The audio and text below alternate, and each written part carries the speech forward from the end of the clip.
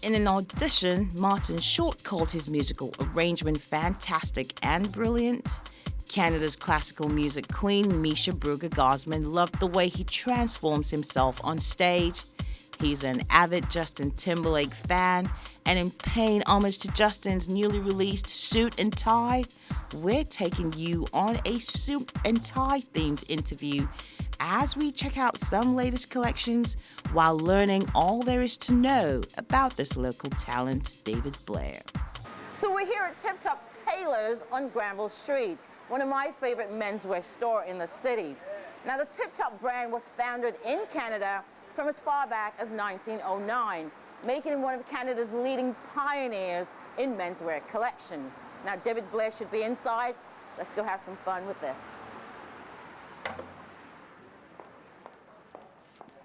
Okay, good. Well, hello. Excellent. Hello. Hi, good to see you. Hello, Lola, good to see you. Mwah, mwah. Hi, Malcolm Narain from TipTop. Thank you for having us. Thank you. Absolutely. So isn't this amazing? I love that we're being inspired by one of the tracks on Justin Timberlake's new album, Suit and Tie. Isn't this pretty cool? This is amazing. I love it. Malcolm's made me look fantastic. I think good so. Job, Malcolm. Thank you so much. So tell me, what is it about Justin that you relate to so well? Besides the rhythm, the dancing, and the amazing songs, it's got to be the style. And, you know, that's why we're here today. I love it. You know, Suit and Tie. Gotta love the fact that he took it to the next level because his last album has influenced the tie culture. And now his new album, again, he's doing the bow tie this time, but you know, it's all good. I'm still rocking the tie. But are you very much a suit and tie guy yourself? I actually am. I know I haven't worn too many suits in my stylings with my albums, but I actually used to work at TipTop Tailors. Oh, actually, a long wow. time ago, back in Oak Ridge Mall, and then back in the 90s. So that's when I learned my, you know, my sizings, 40 and Amazing. Yeah. So this is kind of like a coming full circle for you in a way. You used to work there, now you're being interviewed here. They used to tell me, don't quit your day job. But, How you know, amazing here I is quit my day that? job, you know? Absolutely. But I'm back here and I love it. It's great. Well, I love TipTop. I think for me, what I love about the TipTop brand is the fact that they actually carry most of the famous designer brands on the market. You know, be it Sean John, Calvin Klein, you name it. That's good. They've certainly increased their brand since when I worked there.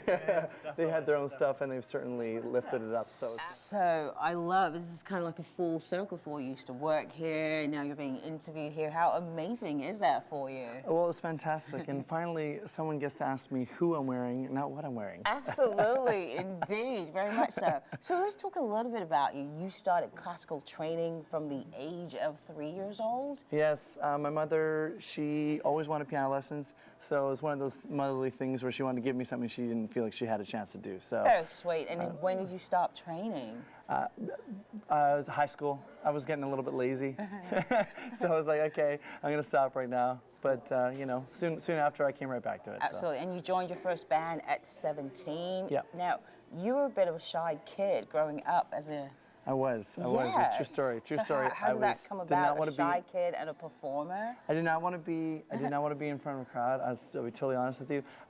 It took a while. My dream was to be a songwriter, and it just took time to get to be myself on stage. That just took a while to do it, and you know. And as a shy kid, did you know that you still wanted to be a performer? Did you have that performance side as a shy kid? I didn't know that till years later, my friends. So yeah, it took a while. Well, this is a great note to all shy kids out there. If this is where he's at now, don't lose hope. You can do it. You can do it. Just stick with it. So you entered the Canada's Got Talent auditions quite recently. Now, I know you didn't get through to the competition, but the feedback you got from the judges, that must have been really tremendous for you. It was amazing.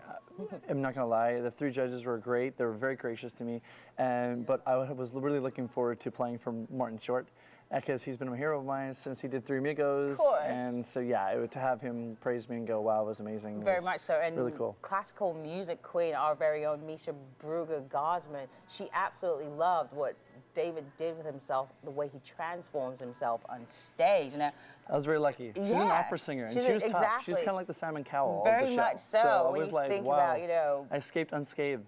Not only that, I like massaged. very, very much so. She loved it that much. I know.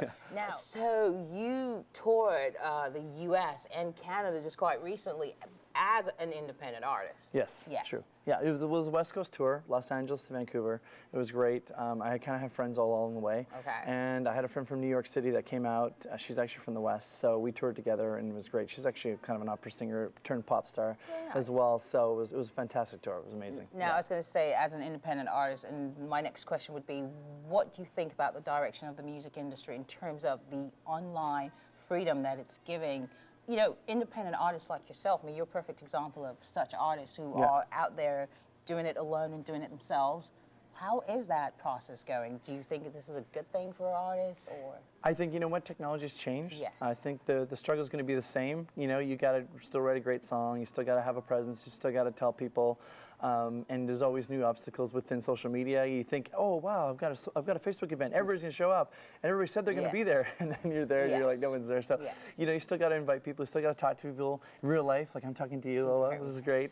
So, you know, you gotta do the same things as you did before. But it's great that you have the exposure and the videos through YouTube and whatnot, and that's fantastic. And having gone to tour, you know, as an independent artist under that banner, do you see any downside to this for, you know, artists? No. You know what? You're the underdog, and everybody's cheering for you. Everybody wants you to make it. Everybody wants you to get to that next level. So they want to hear you on the radio. They want to see you go far, and you're like their hidden gem.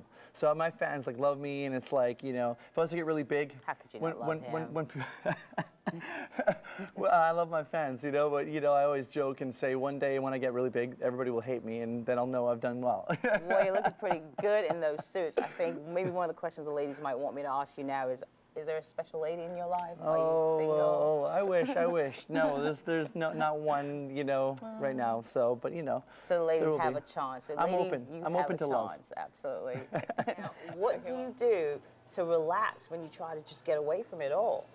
Well, I do some running. I'm training for the Sun Run. Oh, so nice. This is my third year going to the Sun Run. Did my first triathlon last year.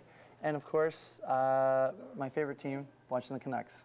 Oh, of course. Now, didn't one of your videos get played quite a bit, actually, at the 2011 playoffs at Rogers Arena? True. Yes. Yeah. How did all that come about? Yeah. I wrote a song called "We Are Canucks," and a friend of mine, he's like, "Dude, we got to shoot this video. We got to get it done." So literally the last game of the year, I think, and they retired Roger Nielsen. They unveiled the statue for Roger Nielsen. Of course. You know, the white towel. Absolutely, you know? I remember that. So we had that going on. We filmed it that day, and we had it going on. And Canucks.com put it up, NHL.com put it up, CBC interviewed me. Yeah, it was on the Jumbotron all through the playoffs. So it was great. Yeah, it's a beautiful and I still thing. play it live at my stuff. Very well.